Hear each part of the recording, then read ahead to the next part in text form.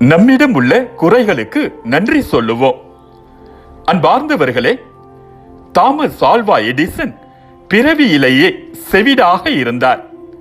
ஆனால் அதை அவர் ஒருபோதும் பெரும் குறையாக பொருட்படுத்தியதே இல்லை.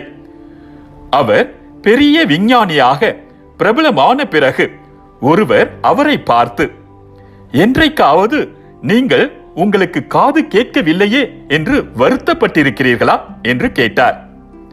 ஒருபோதும் இல்லை, மாறாக மகிழ்ச்சி அடைந்திருக்கிறேன்.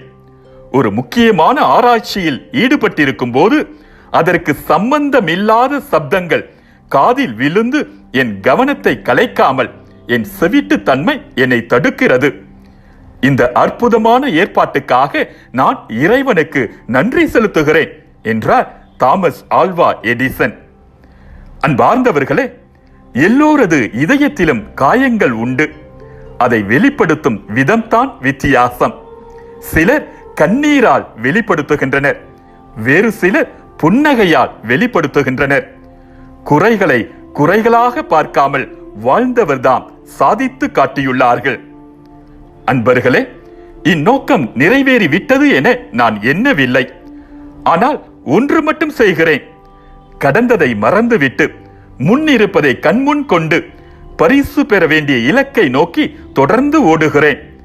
கிறிஸ்து இயேசுவின் மூலம் கடவுள் எனக்கு மேலிருந்து விடுக்கும் அழைப்பே அப்பரிசு ஆகும். புனித பவுலடியார் பிலிப்பியருக்கு எழுதிய திருமுகம் 3ஆம் அதிகாரம் 13, 14 இறை வசனங்கள். உங்களை சபிப்போருக்கு ஆசீர் கூறுங்கள், உங்களை இகழ்ந்து பேசுவோருக்காக இறைவனிடம் வேண்டுங்கள். லூக்கா நற்செய்தி 6ஆம் அதிகாரம் 28வது இறை வசனம். மீண்டும் மற்றொரு சிந்தனையோடு உங்களை சந்திக்கும் வரை விடை பெறுகிறேன்.